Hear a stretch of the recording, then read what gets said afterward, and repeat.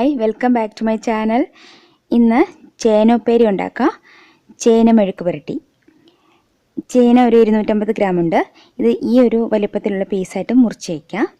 ചെറിയ ഉള്ളി, മഞ്ഞൾപ്പൊടി, ചതച്ച മുളക്, കറിവേപ്പില, വെളുത്തുള്ളി ഇത്രയുമാണ് എടുത്തേക്കുന്നത്. ചെറിയ ഉള്ളി ഒരു 10 എണ്ണം ഉണ്ട്.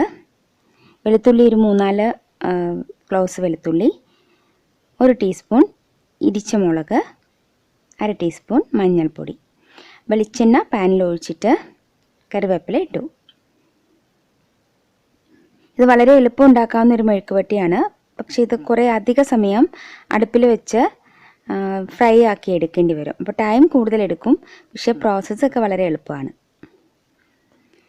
വെളുത്തുള്ളി ആദ്യം ഇട്ടു. വെളുത്തുള്ളി, ചെറിയുള്ളി ഇട്ടിട്ട് നന്നായിട്ടൊന്ന് ഫ്രൈ ആക്കി എടുക്കണം.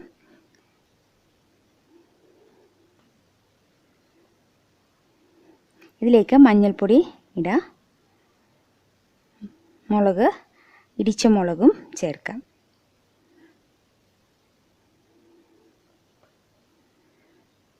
ഇതൊന്ന് മൂത്ത് വരുമ്പോഴേക്കും ഇനി ചേന ഇതിലേക്ക് ചേർക്കാം.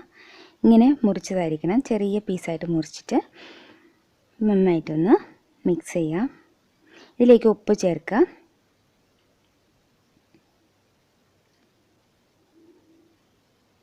ഉപ്പ് ചേർത്ത് നന്നായിട്ടൊന്ന് ഇളക്കിയിട്ട് ഒരു 10 മിനിറ്റ് മൂടി വെച്ച് വേവിക്കണം.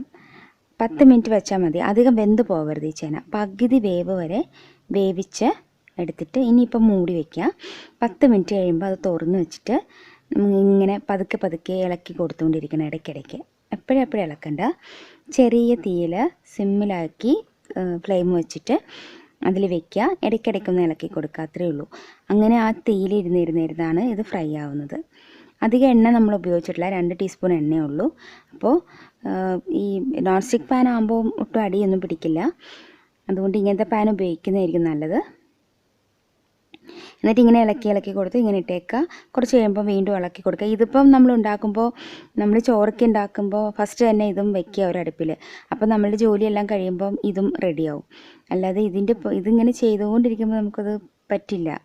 ഈ ഒരു ജോലി ഇത് ഇളക്കി കൊടുത്തുകൊണ്ട് ഇങ്ങനെ ഇരിക്കാൻ പറ്റില്ലല്ലോ. അപ്പോൾ ആദ്യം തന്നെ ചേന മെഴുക്ക് പുരട്ടിയൊക്കെ ഉണ്ടാക്കുമ്പോൾ ആദ്യം തന്നെ അടുപ്പിൽ വയ്ക്കുക. അപ്പോൾ നമ്മുടെ ജോലിയെല്ലാം കഴിയുമ്പോൾ ചേന മെഴുക്ക് പുരട്ടി റെഡി ആയിട്ടുണ്ടാവും. നല്ല ടേസ്റ്റുള്ളൊരു മെഴുക്ക് പുരട്ടിയാണ്. ഇത് മാത്രം മതി ചോറുണ്ണാൻ. അത്ര ടേസ്റ്റാണിത്. ചേന ഇഷ്ടമില്ലാത്തവർ പോലും ഇങ്ങനെ ഉപ്പേരി ഉണ്ടാക്കിയാൽ കഴിക്കും. അത്രയ്ക്ക് ടേസ്റ്റാണിത്. അപ്പോൾ എല്ലാവരും ഒന്ന് ട്രൈ ചെയ്ത് നോക്കുക. ഇഷ്ടപ്പെട്ടാൽ ഫീഡ്ബാക്സ് ഒക്കെ എഴുതി അറിയിക്കണം. ചാനൽ സബ്സ്ക്രൈബ് ചെയ്യണം, ലൈക്ക് ചെയ്യണം, ഷെയർ ചെയ്യണം. നമ്മുടെ ചേന ഉപ്പേരി റെഡി ആയിട്ടുണ്ട്. കണ്ടോ, നല്ല ഫ്രൈ ആക്കി എടുക്കുക. അപ്പോൾ നല്ല ടേസ്റ്റി ആയിരിക്കും. Have a nice day. By.